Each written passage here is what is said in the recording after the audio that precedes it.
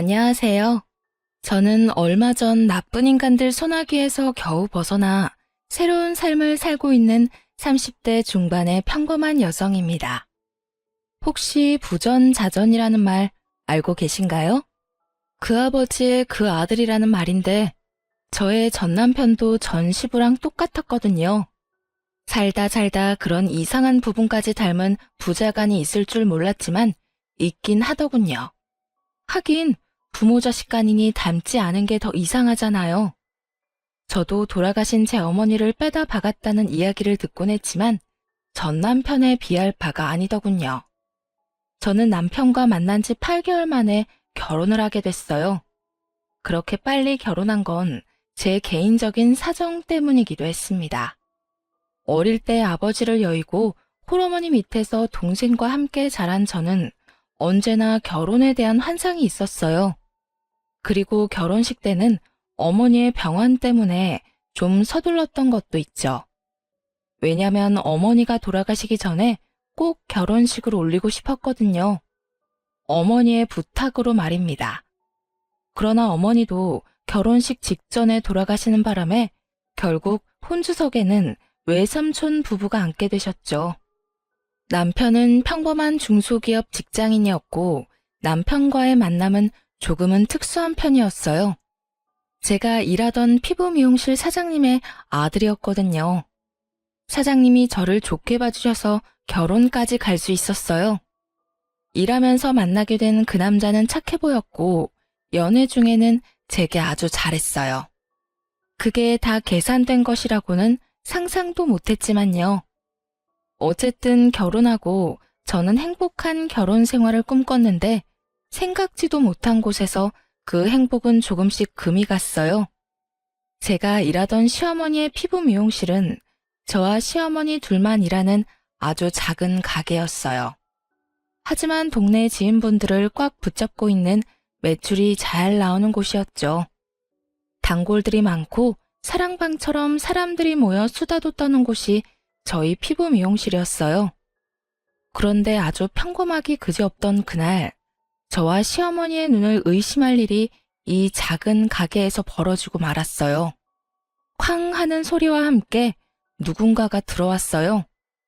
미용 시술하고 있다가 깜짝 놀라 밖으로 나갔더니 제가 아는 얼굴 하나가 있었고요. 어머 아버님, 무슨 일이세요?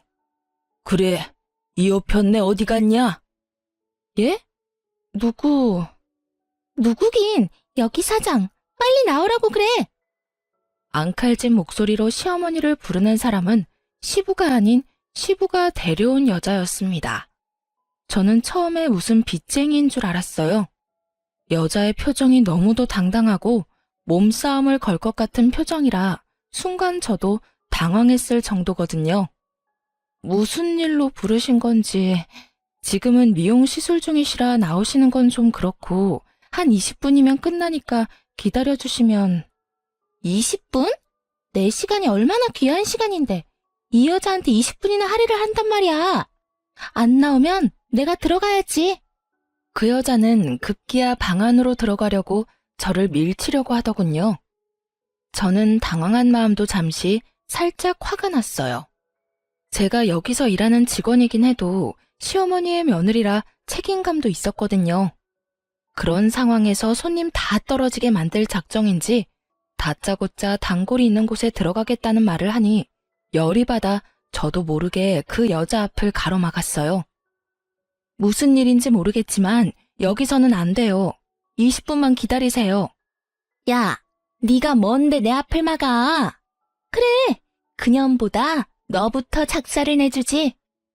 그 여자는 단정히 틀어먹은 제 머리를 쥐어뜯으며 육탄 공격에 들어갔습니다. 저도 참지만은 않았죠. 그 여자가 머리를 쥐어뜯으려 하길래 저는 그 여자 셔츠의 단추를 다 뜯어버렸어요. 옷이 뜯기니 당황한 여자가 제 손을 놓더군요. 머리는 산발이 돼서 우스꽝스러운 꼴로 시모와 손님이 들어가 있는 방문 앞을 지켰는데 밖이 영 소란스러우니 시모가 결국 손님에게 양해를 구하고 밖으로 나오더라고요. 그리고는 시부와 그 여자의 얼굴을 보더니 한숨을 푹 내쉬더군요. 도대체 여기가 어디라고 저 여자를 데리고 와? 당신 미쳤어? 돌았어? 생각이라는 게 있는 거야? 잘도 며느리가 있는 곳에 상간녀 데려와서 나 바람피는 시아버지요. 동네방네 소문내는 거야? 그제야 저는 그 여자의 정체를 알게 됐습니다. 시부의 상간녀, 그것이 저 여자의 정체였어요. 왜? 우리가 못 올 때라도 왔어? 그렇게 헤어져 달라는데 안 된다고 난리치고. 도대체 뭐가 문젠데? 왜 안 헤어지는 건데? 네가 이혼 안 해준다고 해서 내가 여기까지 온 거야. 그 이혼 때문에 여기까지 와서 행패야? 너네가 인간이야? 너네가 사람이 맞기는 하냐고. 정신 나간 것들. 불륜에 아무리 눈에 뵈는 게 없어도 적어도 인간답게는 굴어야 할 거 아니야. 너는 시아버지가 돼서는 며느리 직장에 와서 잘하는 짓이다. 어? 며느리가 너를 뭐로 보겠어? 여태껏 숨겼는데 고세를 못 참고. 다 필요 없으니 이혼이나 해줘. 아들은 이미 다 커서 우리가 있든 없든 상관없잖아. 미성년자도 아니고. 말 길게 섞지 마요. 경고하는데 당장 이혼 안 해주면 나 당신 미용실 매일 찾아와서 행패 부릴 거야. 각오하라고. 그렇게 한바탕 토네이도가 지나간 것처럼 두 사람이 사라지고 나서 결국 머리가 다 뜯긴 저와 정신과 마음이 너덜해진 시모, 그리고 영문도 모른 채 이 모든 일을 지켜봐야 했던 손님만이 남겨졌어요. 그런데 그 손님이 계산을 하며 그러시더군요. 저 여자 옆 동네 음식점에서 일하는 여사장인데 성격 대단하다고 소문났어. 그런 여자 상대로 세댁도 대단하네. 시부의 상간녀는 옆 동네에서 가게를 하는 모양이었고 3년 전부터 시부와 만난 모양이었습니다. 이미 제가 결혼할 때 시부모 사이 관계는 이미 금이 와장창 가 있었던 거예요. 그리고 제게 결국 모든 걸 들켜버리고 이혼까지 종용당한 시어머니는 이혼을 결심하더군요. 저라도 일하던 곳까지 와서 이런 행패 부리면 화났을 거예요. 이혼감이라고 생각했을 거고요. 저는 시어머니의 이혼을 응원하기로 했습니다. 직장 사장과 직원 관계를 떠나 그동안 저희 고부가 쌓아온 정이 생각보다 컸거든요. 저희 어머니 돌아가시고 장례식이며 도움 주신 것도 다 시어머니였고 제 어머니 노릇해 주신 것도 시어머니였으니까요.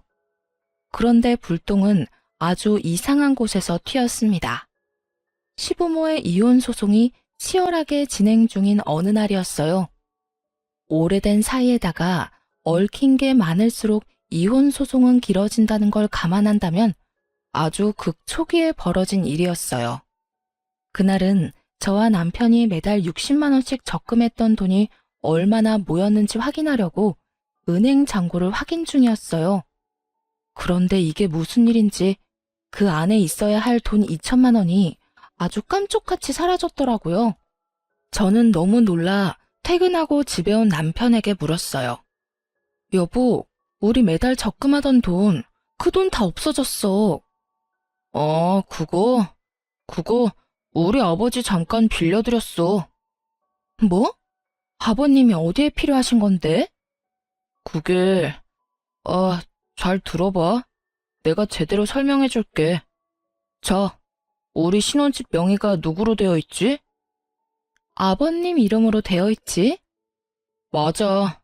사실 이번에 아버지가 연락 오셨거든.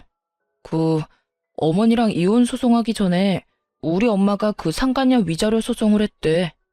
그게 판결이 났는데 결국 그 상간녀 쪽에서 우리 엄마에게 돈을 지급하라고 한 모양이야.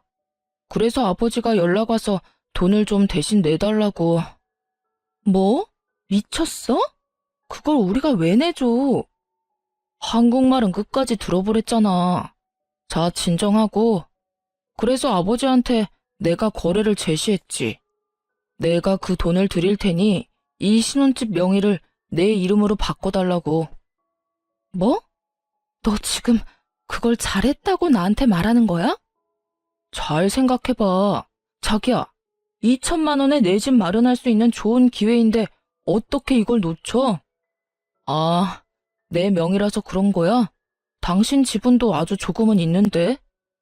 그럼 내가 2천만 원 중에 1,000만 원은 나중에 돌려줄 테니까 그냥 내 이름으로 해주면 안 될까? 그 문제가 아니라고. 너 바보지? 왜 생각을 못해? 두 분 오래 사셨어. 그만큼 재산 분할할 것도 많은데다가 계산 방법도 어렵고. 시어머니가 여태껏 맞벌이 하면서 모든 집안일을 다 했으면 시아버지가 가져갈 재산보다 어머님이 가져갈 재산이 더 많을 수도 있다고. 거기다가 지금 일하는 사람은 시어머니잖아. 시아버지는 일도 안 하고. 그 상황에서 우리 집이 시어머니에게 재산 분할로 넘어가면 당신 어떡할 건데? 그때 되면 당신이 그 상간녀 위자료 내준 거 다 말짱 도루묵이야. 그때 돼서 그 돈 어떻게 받을래? 돌려달라고 말은 할 수 있겠어? 제 말에 남편 얼굴이 사색이 되더군요. 설마 그렇게까지 되겠어? 으이그, 그건 아무도 모른다고. 아버님이 돈으로 지불 가능하면 모를까. 현금 융통 안 되면 당연히 부동산으로 지급하게 될 수도 있지. 그제야 남편은 똥 됐다는 얼굴로 저를 바라보며 제게 묻더군요. 그럼 어떡하지? 그걸 나한테 물으면 어떡해. 당신이 아버님한테 물어봐. 도대체 언제 줬는데? 일주일 전쯤. 벌써 어머님한테 들어갔을 수도 있겠는데? 결국 남편은 똥 마려운 개처럼 빙글빙글 제자리에서 돌다가 바로 시아버지에게 전화를 걸었습니다. 아버지, 저예요. 혹시 제가 빌려드린 그 2천만 원 있잖아요. 그거 혹시 다시 돌려주실 생각 없으세요? 제가 가만히 생각해보니 제 와이프랑 같이 모은 돈인데 상의도 없이 써버린 것 같아서요. 그거 중요하게 쓸 곳이 있는 돈이라고 했는데. 야, 줬던 걸 왜 다시 뺏어? 이야기 다 끝난 거 아니냐?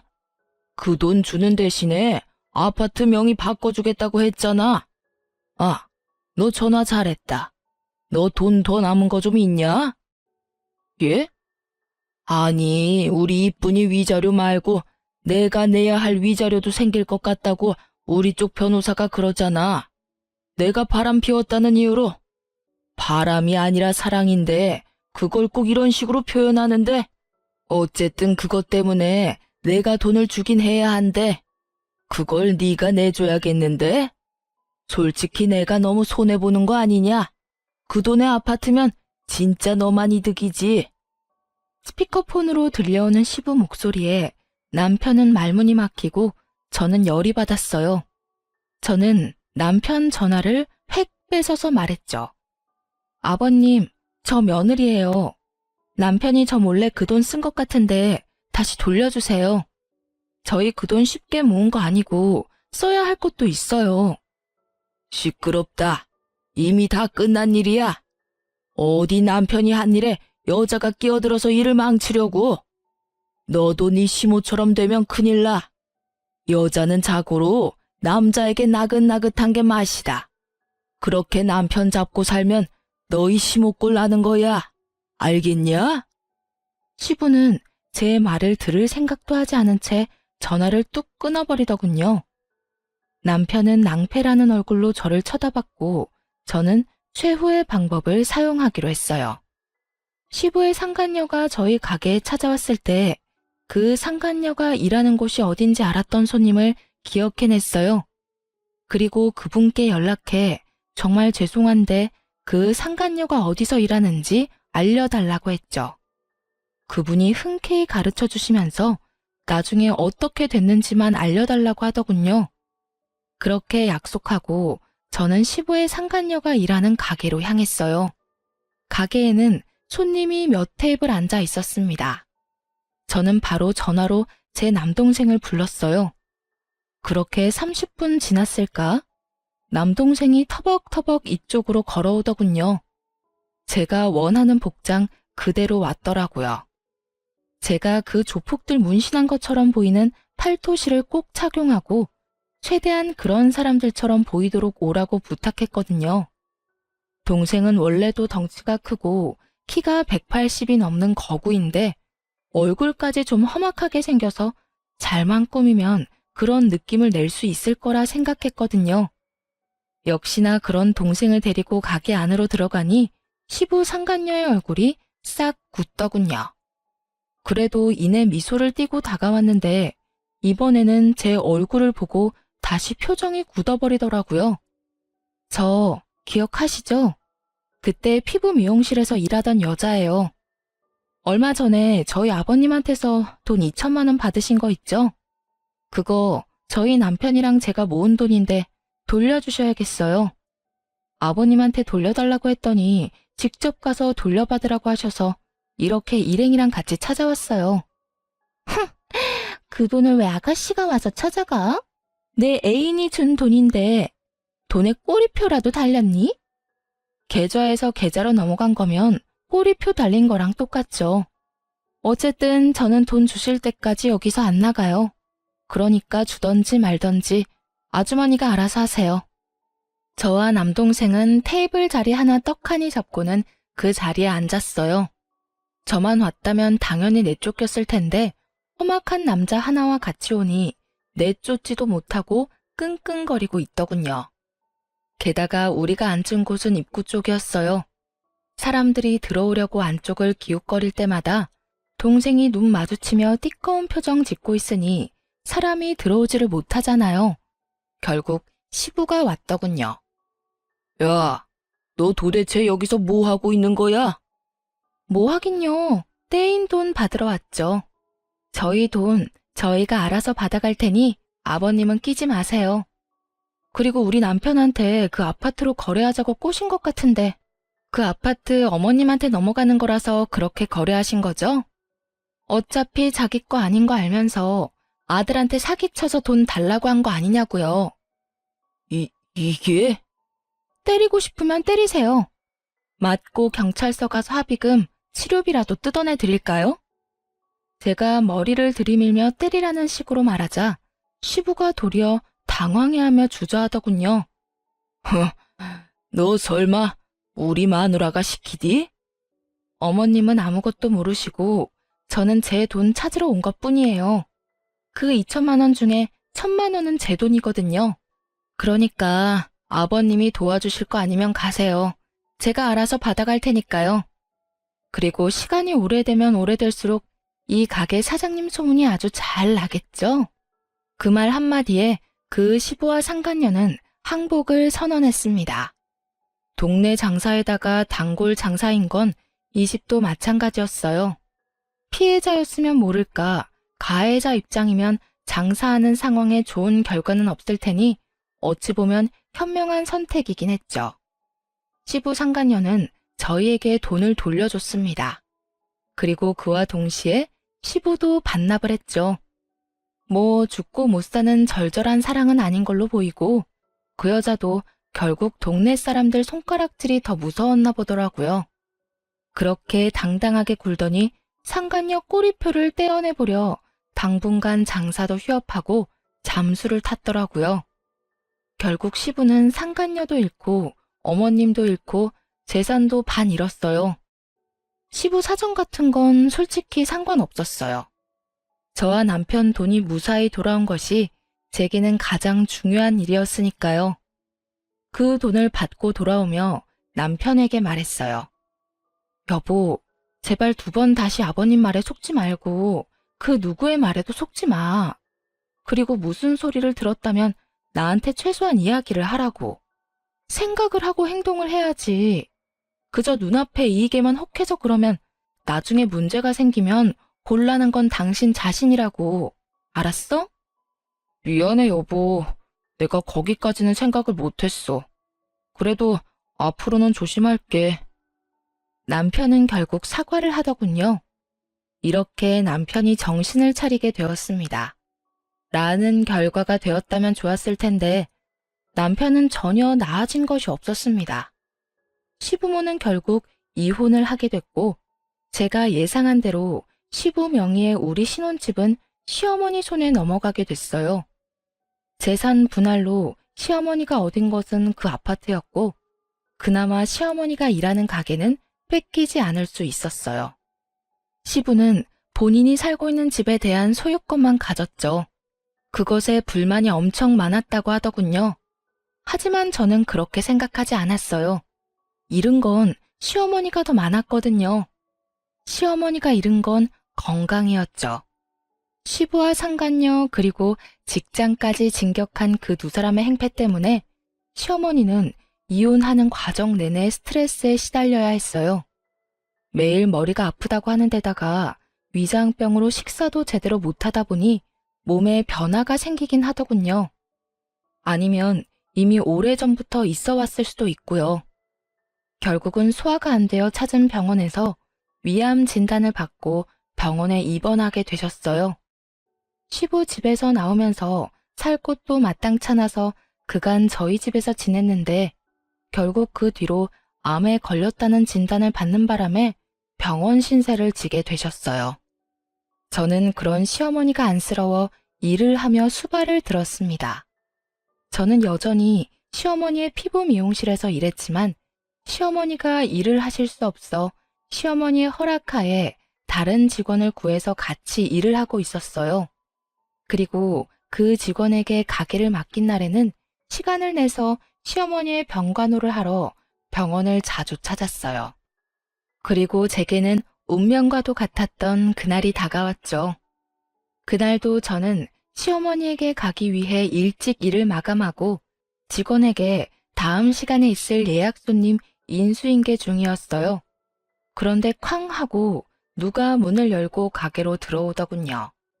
처음 보는 여자였어요.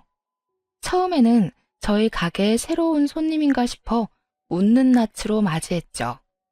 안녕하세요. 여긴 어떻게 오셨나요? 이효준 씨 와이프가 둘 중에 누구예요? 얼굴도 모르는 여자의 입에서 튀어나온 남편의 이름에 저는 표정이 급 굳어지는 걸 느꼈습니다. 그리고 설마 하며 말했죠. 제가 이효준 씨 와이프 되는 사람인데 그러는 그쪽은 누구세요? 갑자기 왜 여기 와서 남의 남편 이름을 들먹여요? 좋은 말이 나올 리가 없었습니다. 저는 그렇게 정체불명의 여자에게 한 소리 쏘아 붙였어요. 아, 당신이 그 사람 와이프야? 내가 할 말이 있어서 여기까지 왔는데 그 사람이랑 빨리 좀 헤어져 주면 안 될까? 그 사람 나랑 결혼하기로 약속했거든. 그런데 매번 당신이랑 이혼이 무산되는 바람에 결국 내가 여기까지 왔어. 도대체 이혼은 왜 안 해주는 거야? 마지막 말을 듣는 순간 이건 데자부인가 하는 생각에 온몸에 소름이 싹 돋았어요. 1년 전, 딱 1년 전이었어요. 시부의 상간녀가 이 가게에 와서 제 머리를 뜯고 시모에게 왜 이혼을 안 해주냐고 물었던 일이. 저는 굉장히 깊은 빡침과 분노에 저 자신을 가라앉히려 최대한 애썼어요. 그런 제 모습을 어떻게 받아들인 건지 그 여자가 웃으며 저한테 그러더군요. 왜? 체념이라도 했어? 내가 찾아올 줄은 몰랐지? 그 사람이 바쁘니 내가 온 거야. 그러니까 이런 험한 꼴 보기 싫으면 오늘 내로 그 사람이랑 헤어진다고 말하고 빨리 절차 밟아. 아, 상간녀 위자료 소송 걸어도 상관없어. 어차피 그 남자가 낼 건데 뭘. 야, 이 정신 나간 여자야. 네가 뭔데 우리 부부 사이에 이혼을 해라 마라 결정하고 난리야. 부부는 그 사람이랑 내가 부부야. 법적으로 엮여있는 부부. 아무것도 아닌 어중이 떠중이 같은 년이 입만 살아서는 나불대고 난리야. 말이면 뭘 못해? 근데 어쩌냐? 나는 남편한테 이혼의 이자도 들어본 적이 없는데 이혼도 너 혼자만의 착각 아니야? 뭐? 너 말 다 했어? 그 사람이 너 같은 여자랑 사는 게 얼마나 힘든지 나한테 매일같이 이야기했어. 너 따위는 껍데기일 뿐이고 내가 진짜 그 사람 사랑이라고. 그러니까 넌 자격이 없다는 내 말 못 알아들어? 막말로 네가 이혼하자고 하면 내가 이혼을 왜 해야 해? 남편이 아무 말도 없으면 나는 아무것도 안 할 거야. 너 같은 년 말 듣고 이혼까지 해? 돌았니? 그 이야기 하고 싶으면 지금 당장 남편 데려오던지. 결국 씩씩거리던 상간녀가 남편에게 전화를 하더니 30분도 안 되어 남편이 헐레벌떡 저희 가게로 뛰어왔어요. 넌 도대체 밖에서 어떻게 다녔길래 저런 년한테 붙들려서 내가 이런 일까지 당하게 만들어? 나한테 불만이면 나한테 말했어야지. 아무것도 모르는데 저 여자가 찾아와서 이혼하라고 난리치는데 당신 나한테 할 말 없어? 그게 여보. 미정아, 우리 나가서 이야기해. 미쳤어? 나더러 지금 꼬리 말고 도망치라고? 오빠가 나랑 결혼하겠다며. 그러려면 이 여자랑 이혼해야 한다며. 어떻게 이혼 이야기를 꺼내지도 않았어? 오빠, 여기서 결정해. 이 여자야, 나야? 나 선택할 거면 지금 당장 이혼하라고. 이혼 안 할 거면 나 오빠랑 못 사겨. 가만 보니 이 여자 하는 짓이 남편을 휘두르고 있더군요. 자기가 원하는 대로 남편이 행동하도록 만드는 모습이었어요. 그런데 그런 상간녀보다 남편이 더 웃겼어요. 여보, 이혼하자 우리. 내가 아무리 생각해봐도 사랑 없는 관계는 아닌 것 같아. 당신한테 도움도 많이 받았고 솔직히 당신한테 유감은 없어. 그냥 당신보다 이 여자가 더 좋을 뿐이야. 당신이랑 이 여자 중에서 골라야 한다면 이 여자가 더 좋아. 뭔 미친 소리야? 유감이 없어? 유감 많잖아. 이런 데서 이혼 이야기 꺼낼 정도면 유감 많은 거지. 어떻게 당신이 나한테 이럴 수가 있어? 내가 당신 어머니 수발 드는데 너는 그런 어머니랑 마누라 놔두고 바람 피울 생각이 잘도 들었네. 그래 좋아. 이혼해주지. 못해줄 건 또 뭐야? 이혼 소송하자. 누구한테 더 이득인지 불행인지 한번 까보자고. 결국 저도 이 상황에 열받아서 이혼을 받아들였어요. 시어머니가 이 상황에서 이혼을 하게 된 감정을 그대로 느낄 수 있어서 더 화가 났어요. 아무리 부전자전이라 하더라도 이런 것까지 따라할 필요는 없잖아요. 저는 그 길로 시모에게 찾아갔습니다. 어머님, 안 좋은 소식이 있어요. 그 사람이랑 저 이혼하기로 했어요. 오늘 그 사람 상간녀가 저희 가게 찾아와서 이혼하라고 막 요구하고 거기까지 이야기했을 뿐인데도 시어머니 얼굴이 완전 놀라움과 분노로 뒤덮여 버렸더군요. 뭐라고? 진짜 아들이 상간녀를 데리고 왔어? 남편이 상간녀를 데리고 온 게 아니라 상간녀가 혼자 와서 저한테 이혼하라고 시켰는데 남편 부르랬더니 남편이 와서는 저한테 이혼하자고 하더라고요. 유감은 없는데 그 상간녀를 더 사랑한대요. 그래서 결국 이혼하기로 했어요. 이 미친 것들이, 이 새끼는 지혜미가 상간녀한테 무슨 짓을 당했는지 뻔히 알고도 그런 더러운 짓을 저질렀단 말이야? 안 그래도 아픈 엄마 병문안 한 번 안 오는 나쁜 놈이라고 생각은 했는데 진짜 이런 일이. 너 혹시 그 상간녀 나한테 좀 데려와 줄 수 있니? 저는 시어머니의 부탁을 들어드리기 위해 제게 매일같이 이혼하라며 문자를 보내는 상간녀에게 이번엔 제가 문자를 보냈어요. 주소와 함께 당신 시어머니 되실 분이 지금 그쪽을 보고 싶어 한다고요. 그랬더니 그 문자를 전해주고 일주일이 지난 시점에 병원으로 느긋하게 찾아왔더군요. 당신이 우리 아들이랑 바람 피우는 여자예요? 바람이 아니고 사랑이에요. 어머님, 저 효준 씨랑 사랑하는 사이예요. 아, 그래요? 그럼 하나만 물읍시다. 지금 내가 위암에 걸려서 입원 중이에요. 그 수발은 지금 며느리가 들고 있는데 우리 아들이랑 결혼하면 아가씨가 내 수발 들어줄 거예요? 네? 제가 그걸 왜 해요? 효준 씨가 저한테 그렇게 말했거든요. 어머니가 아프긴 한데 신경 쓸 거 없다고요. 병간호 같은 건 전문 병원에 맡기면 된다고 하던데. 이 여자는 이런 데서 점수 따고 있었네요. 그래 봐야 어차피 돌아가시면 재산은 다 아들한테 갈 건데 참 답답한 짓 하고 계시네. 그쪽에 아부 떨어봐야 아무것도 안 나오는 거 몰랐어요? 고집만 센 줄 알았더니 머리도 나빠. 이래서 남편이 바람이나 피는 거예요. 알겠어요? 결국은 저에 대한 모독으로 이 면회는 끝났어요.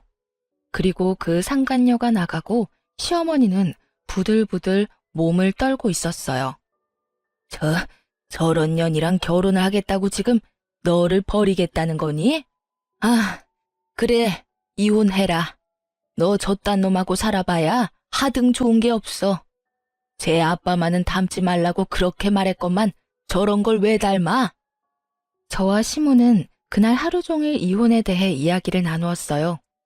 그리고 그 다음날 저는 저의 복수를 시작하기로 했습니다. 그 상간녀가 남편과 같은 회사라는 걸 알게 됐거든요.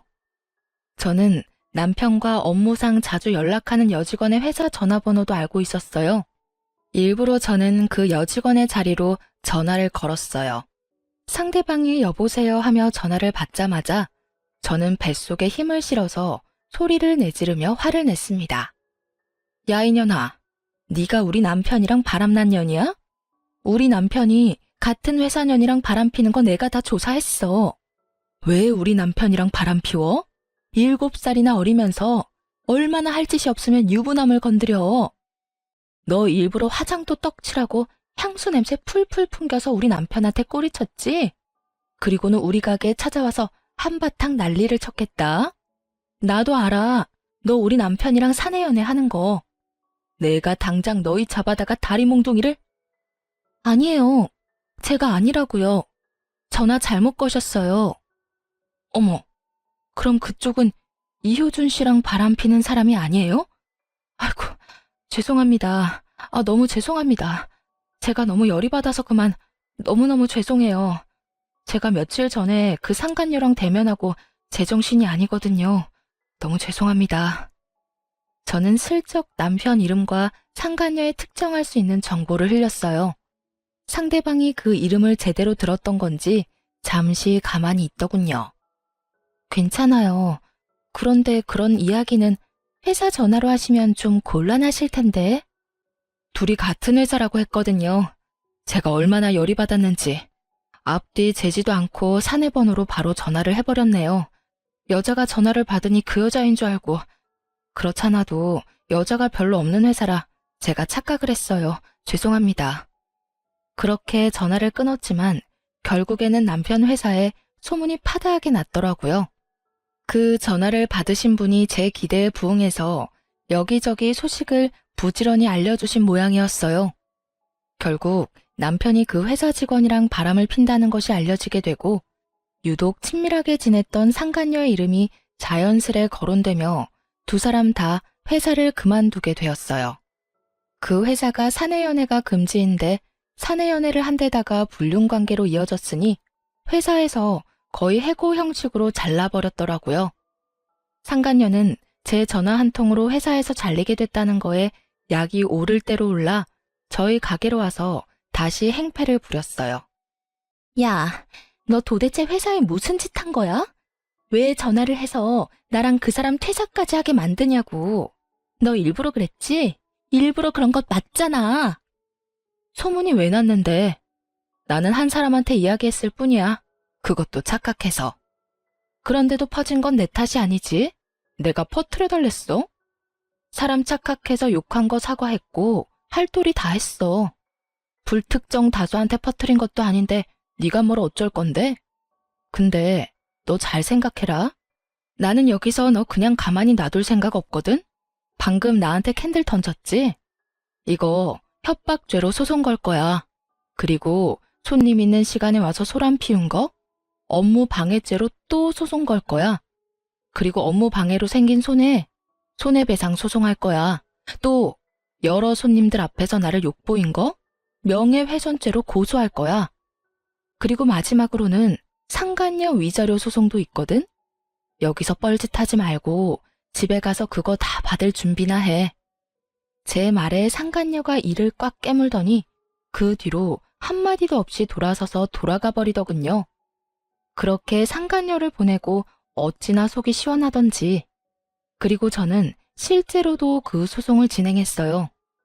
말만으로 끝내면 사람은 반성을 안 하는 경우가 많거든요. 꼭 그걸 알려주기 위해서 얼마 전에 설치한 CCTV 영상도 같이 첨부했어요. 어차피 가게 로비만 찍는 거고 미리 커다랗게 CCTV가 있다고 스티커도 붙여놔서 사생활보호법 그런 거 하나도 관련 없거든요. 나중에 알아보니 상간녀는 거기서 퇴사하고 나서 소문이 너무 안 좋게 났던 탓에 동종 업계로는 취직이 안 되는 모양이더군요. 경력 다 버리고 콜센터에 계약직으로 취직했다고 들었으니 말이에요. 다른 사람의 악성 민원으로 감정 노동에 시달리고 있을 텐데 말 같지도 않는 말로 일반인을 분노케 한 장본인이 결국은 다른 이들의 분노를 고스란히 받고 있다니 참으로 속이 시원하더군요. 그리고 저에게 화를 내던 상간녀와 달리 남편놈은 퇴직금으로 제게 위자료를 지급하고 착실히 다른 곳에 취직을 했더군요. 그렇지만 급하게 취직하느라 급여는 예전보다 훨씬 적은 곳이었어요. 남편놈이 왜 이렇게 쿨하게 구는지 저는 상간녀를 통해 대충 짐작하는 바가 있었습니다. 바로 시어머니 명의의 가게와 집, 그리고 시부 앞으로 되어 있는 시댁 아파트가 남편의 보험이었더라고요. 시모는 암치료 중으로 언제 죽을지 모르고 시부도 연세가 많아 곧 돌아가실 거라고 생각한 건지도 모르죠. 그렇지만 언제나 그렇듯 사람 일은 뜻대로 되는 게 하나도 없다는 걸 남편은 모르고 있었어요. 남편과 제게 이혼 판결이 떨어진 건 5개월이 지난 날이었어요. 그리고 그때부터 시어머니와 제가 뿌려놓은 씨앗을 고스란히 거둘 때였죠. 남편과 제가 이혼 확정된 것을 알게 된 시어머니는 헐값에 어머님의 피부 미용실을 제게 물려줬어요. 어차피 너한테 주려고 했던 거야. 그리고 지금 내가 아파서 일을 못하잖니? 네가 사장이 돼서 잘 이끌어준다면 내 마음이 더 편할 거야. 그리고 이렇게 이혼하고도 네가 나를 생각해주는데 내가 어떻게 너한테 아무것도 안 해줄 수가 있어? 그거야말로 인간의 도리가 아니지. 어머님, 그래도 이렇게 헐값에 파시면. 헐값이라니, 너 내 간병까지 해주지 않니? 늙은이 수발도 들고 일까지 도맡아 하는데 이건 헐값이 아니지. 결국 저는 시어머니의 성황에 그 가게를 물려받았고 대신 시어머니의 이름도 직원으로 넣어드렸어요. 언제고 다시 돌아오실 수 있도록 말이죠. 그리고 시어머니는 가게를 물려준 며칠 뒤 전 남편과 제가 살고 있던 신혼집마저 팔아버렸어요. 전 남편에게 말도 없이 팔았는지 전 남편이 병원으로 찾아왔더군요. 당신이 왜 여기에 있어?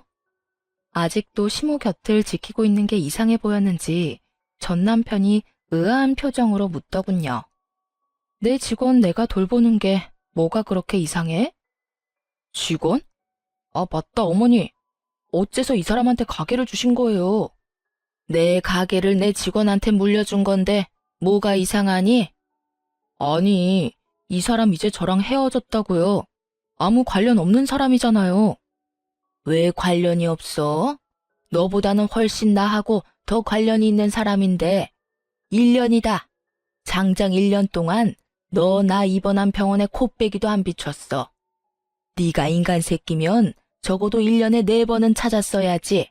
설날, 추석, 내 생일, 어버이날.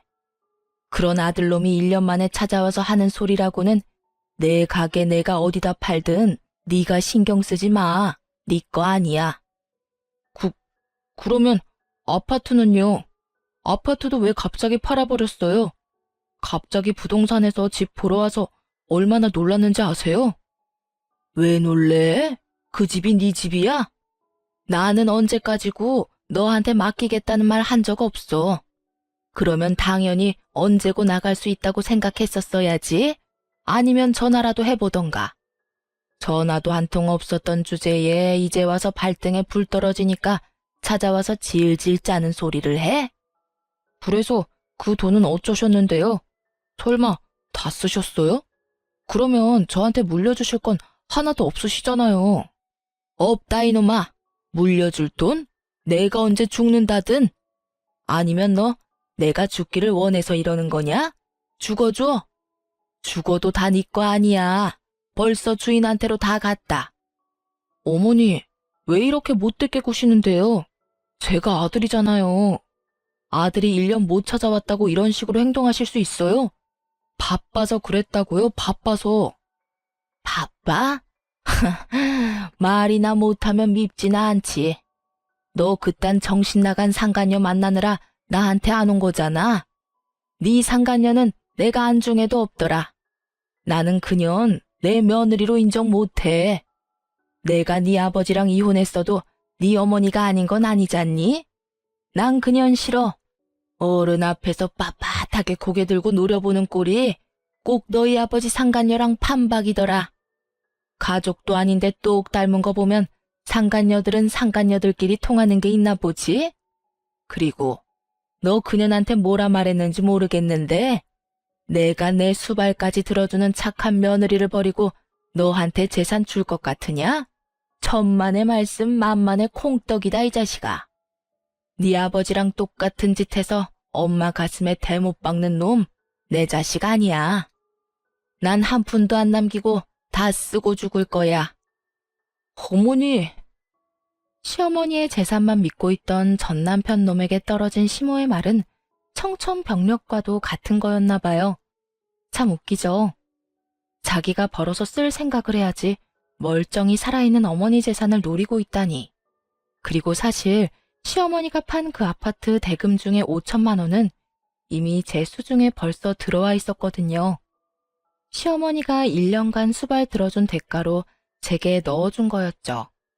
그것도 안 받으려고 거절했는데 결국은 받게 됐어요. 시어머니가 진절머리를 치며 남편이랑 똑같은 짓 하고 나를 돈으로만 생각한 아들놈에게 한 푼도 남겨주기 싫다고요. 그렇다고 기부를 하는 건 아까우니 저한테 주겠다고 말이죠. 그렇게 시모 명의의 모든 걸 눈뜨고 저에게 빼앗기게 된 전 남편은 저를 원망하듯 쳐다봤지만 저는 모른 척했어요. 이미 시모와 저 사이에 거래가 됐으니까요. 결국 남편은 포기하고 나갔고 저는 나중에야 시어머니 병간호를 하고 병원 밖으로 나왔어요. 그런데 전 남편이 그 앞에서 떡하니 기다리고 있더군요. 무시무시한 표정으로 저를 노려보며 톡 쏘아붙이더군요. 당신 이거 노리고 우리 엄마 옆에 딱 붙어 있었어? 노리긴 뭘 노려. 최소한의 인간의 도리를 지키는 중인데. 이거 원래 네가 했어야 할 일이야. 어머님 모시고 어머님 병간호하는 거. 어디서 인간 탈 쓰고 다니는 짐승 주제에 나한테 그딴 말도 안 되는 말을 꺼내? 여태껏 다 팽개치고 열심히 딴 년이랑 하하호호 즐겁게 잘 노며 더러운 짓 했던 주제에 감히 누구한테 그딴 소리를 해? 제발, 당신은 다 가져갔잖아. 내가 위자료까지 깔끔하게 줬잖아. 그런데 왜 내가 가지고 있던 걸 다 가져가는 거야? 내가 가져간 게 아니라 나한테 오던데? 그리고 그 말 하기 전에 최소한 어머님 트라우마는 건드리지 말았어야지. 상간녀가 가게로 쳐들어온 경험이 한 번이면 몰라도 본인 병간호하는 며느리한테도 일어났다고 생각해봐. 나 같아도 진절머리가 나서 상간녀 절대 인정 못하지. 그 일 때문에 저렇게 화가 나신 거라고? 이미 두 사람 사이는 끝이 나셨는데 아직까지? 시아버지랑 똑같은 가해자 입장이니 당한 사람이 어떤 기분인지 모르지? 봐, 당한 사람은 끝까지 못 잊는 법이야. 어머님만 그런 줄 알아? 나도 마찬가지야. 나는 어머님보다 더하면 더했지 덜하진 않을 거라고. 그리고 상간녀한테 잘 이야기해줘. 내가 준 선물 받고 열심히 나한테 돌려주라고. 그게 무슨... 궁금해하는 전 남편 놈 남겨두고 돌아오는데 속이 다 시원하더군요. 지가 생각하던 계획을 하나하나 부셔놓으니 이제야 좀 마음이 편해졌어요. 그전까지 가슴속에 돌덩이 하나 얹혀진 듯 갑갑하더니 내게 저리 절절 매는 전 남편을 보니 10년 묵은 채증이 다 내려가는 기분이었습니다. 전 남편은 제가 마지막에 상간녀에게 한 말이 궁금했나 봐요. 그런데 그 다음날 저녁에 시어머니 병원에서 다시 마주쳤을 때는 그저께와 정반대로 울상이 돼서 저를 기다리고 있었죠. 당신 그 여자한테 무슨 소송을 그렇게 걸었어? 벌써 소식 들었어? 벌금이며 위자료 엄청 나왔지. 잘 됐네. 나도 혼자 살려면 걱정이었는데 이렇게 위자료 두둑히 챙기게 돼서 다행이고. 그 소송이 뭔지 알고 싶어? 내가 일하는 가게 와서 폐악질 부리고 손님들 앞에서 나 모욕하고 내게 물건까지 던진 위자료와 벌금이지. 그러게, 상간녀 관리를 잘하지 그랬어? 왜, 그 여자가 전화 와서 자기는 상황이 안 되니 너한테 도와달라고 하디? 그래서 나한테 쪼르르 달려와서 소송 왜 그렇게 많이 걸었냐고 항의라도 하라던? 해봐. 이미 법적인 판결 끝났고 그 여자는 나한테 돈 줘야 할 것만 남았어. 뭐 나는 당신이 내도 상관없다고 생각하니까 둘이서 잘 상의해서 주던가. 근데 안 주면 나 끝까지 용서 안 해. 그거 내 정신적 위자료고 내 인생 망쳐먹은 너희들이 져야 할 책임이거든. 누가 내든 안 주면 압류며 뭐며 할 수 있는 조치 다 취해서 숨도 못 쉬도록 만들어줄 테니까. 악에 받쳐서 따박따박 받아치는 제 말에 남편 놈이 제게 바싹 마른 입술에 침을 묻혀가며 양손을 모으더군요. 여보, 내가 이렇게 빌게. 나 그 여자랑은 헤어졌어. 그 이상한 여자가 자기 때문에 이런 일 벌어졌는데 나한테 도리어 돈 대신 내달라고 떼를 쓰더라고. 게다가 돈이 한두 푼도 아니고 몇 천만 원을. 그러니까 내가 이렇게 빌 테니까 그 여자랑 나 두 번 다시 엮지 마. 당신도 알다시피 나는 당신 위자료 갚았고 재산도 이제 한 푼도 없어. 집도 이미 팔리는 바람에 월세 살고 있단 말이야. 나한테 그 여자 돈 내달라고 하지 마. 왜? 사랑한다며. 그럼 계속 쭉 사귀지 그랬어? 나는 그 여자 대신 돈 내줄 사람 있으면 더 좋은데? 미안하다고 했잖아, 여보. 누가 여보야? 나 네 여보 아니야. 우리 이제 남남인 거 몰라? 알았어. 그 여자한테 당해보니까 당신 소중함을 알았어. 그러니까 우리 다시 시작해보지 않을래? 내가 정말로 잘못 생각하고 있었던 것 같아. 내 인생 구원해주는 게 당신이라는 걸 이제 깨달았어. 그 여자가 가는 곳곳마다 사고만 쳐서 내가 수습해야 하는데 당신은 다르잖아. 저는 재수없는 표정으로 남편에게 살며시 가운데 손가락을 내밀어주며 썩은 미소를 날려줬습니다. 헛소리는 상간녀한테 가서 하시고요. 나는 그럴 생각 1도 없으니 이만 내 앞에서 꺼져. 결국 전 남편은 철벽 같은 제 모습에 상심하고 돌아서더군요. 그러게 있을 때 좀 잘하지. 항상 나쁜 놈들은 잃고 나서 후회를 하더라고요. 시아버지 상간녀 위자료로 우리 돈 뺏겼을 때도 제가 나서지 않았으면 돈 잃고 집도 잃고 나중에 후회만 했을 놈이 살려줬더니 나중에 이런 식으로 은혜를 원수로 갚는 걸 이미 알아버렸는데 제가 돌아올 거라 기대하는 건 무슨 정신 나간 생각인지. 어쨌든 이렇게 저는 전 남편과 손절하고 열심히 새로운 인생을 살고 있습니다. 사실 이혼하고 그 집 나온 것 말고는 크게 변한 것도 없어요. 하던 일도 똑같고 직장도 같으며 환경은 예전과 비슷해요. 그렇지만 그 사이에 좋은 일도 있죠. 시어머니 암 치료가 잘 돼서 요즘은 제 피부 미용실에서 같이 지내며 일하고 계시거든요. 제가 열심히 병간호를 했더니 지금은 이렇게 간단한 일 하는 것 정도는 하실 수 있게 되어 너무 좋아하세요. 그리고 시부는 어떻게 됐냐고요? 시어머니를 괴롭혔던 그 상간녀에게 결국 시댁주택을 담보로 대출받아서 위자료를 지급해줬다고 하더군요. 그리고 그 상간녀는 그 돈 받고 시아버지를 뻥 차버렸대요. 그런데도 여전히 자기 버릇 남 못 주고 시부는 다른 여자를 열심히 만나고 계시더라고요. 참 대단한 사람이네요. 본능에 그렇게 충실하게 사실 수 있다니. 저로서는 상상도 못할 일인데 어쨌든 그쪽과는 이제 전혀 연이 없어 만나지도 않고 우리 손님들을 통해서 여기저기 소식은 간간히 듣고 있어요. 아참, 상간녀한테 한 번만 더 까불면 매운 소속 맛을 보여주겠다고 말했더니 더 이상 연락이 없더군요. 그 화살은 전부 전 남편에게 돌아가 열심히 저 대신 그 원망 다 듣고 있다는 것도 잘 들었고요. 그러게 한 번의 선택에 영원히 고통받을 수도 있다는 걸 잘 알았어야죠. 둘 다 서로에게 열심히 고통 주고 있으니 저는 이제 관심 끊어도 될 것 같아요. 제 사연은 이제 끝이 났네요. 이야기 들어주신 분들 모두 감사합니다. 오늘도 좋은 하루 되세요.